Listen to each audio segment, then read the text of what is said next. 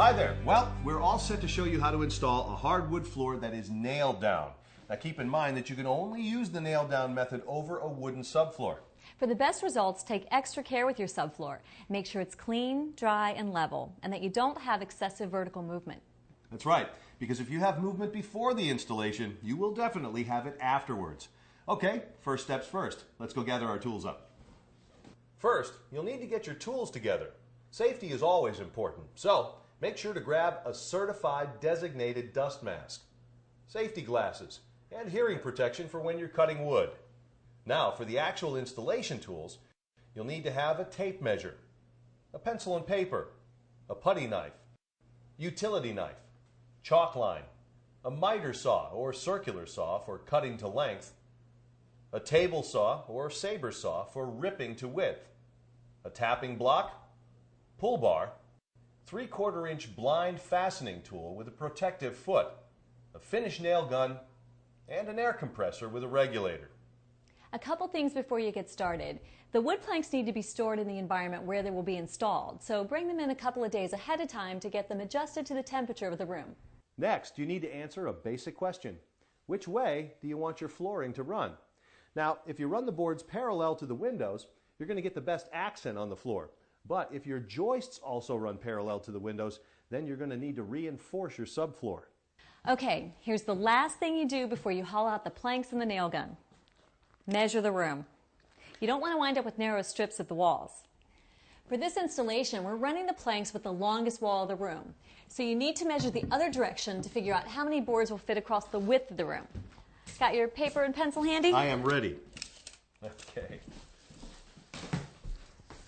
Okay, now we're going to measure the width of the room, and we're going to subtract 1.5 inches for expansion. That's 3/4 of an inch on each side of the room. Then we're going to take that number and divide by the width of a board. Now you're probably not going to come out to an even board, but that's okay. If you have more than half a board left, you won't need to make any adjustments. But if you have less than half a board left, you will. And here's what you do.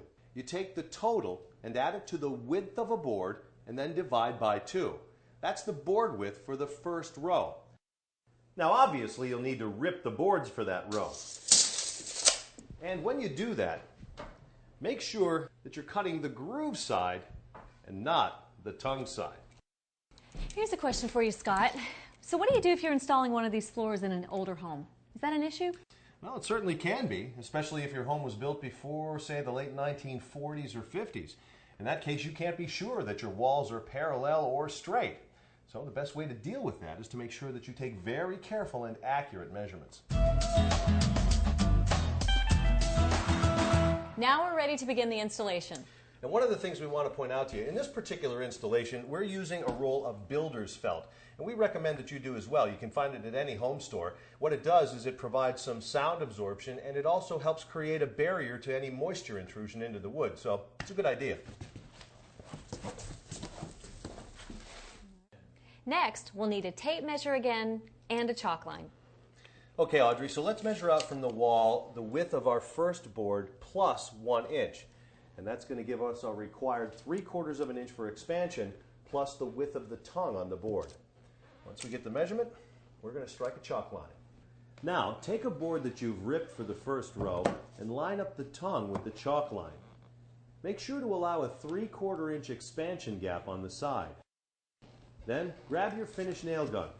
You have to use this nailer to face nail and blind nail the first row because the blind finish nailer won't fit here. When you get to the end, you'll have to cut the last board to size.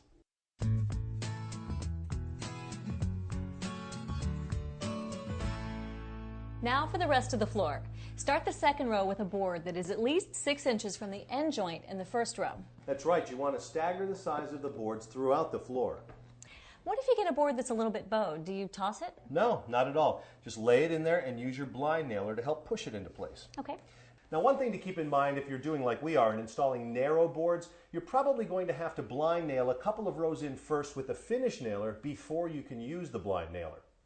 All right, now back to the installation. Just like you did for the last board in the first row, you're going to use your miter saw to cut the last boards in each row to fit. Then when you start the next row, you can use the cut piece, if it's 6 inches or longer. That's right. That's important to keep in mind. You want to make sure you maintain at least 6 inches of space between your end joints for the best appearance. Now, the last couple of rows as you get towards the wall may need to be either face nailed or blind nailed.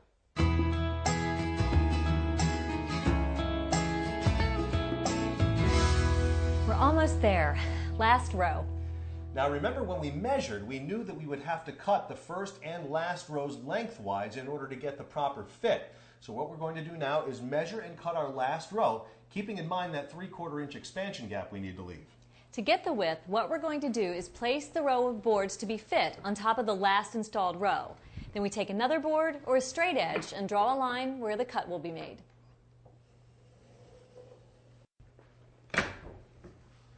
Once you've got the boards cut, you'll want to use a pull bar to install them to get a nice tight fit.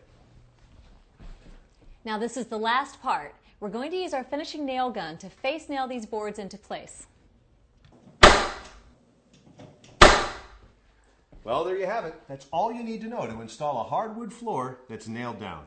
Now all that's left to do is reinstall the trim and clean up. Check out the other web videos in our series to learn how to handle the trim, the cleanup, and other subjects related to installing Armstrong's hardwood floors.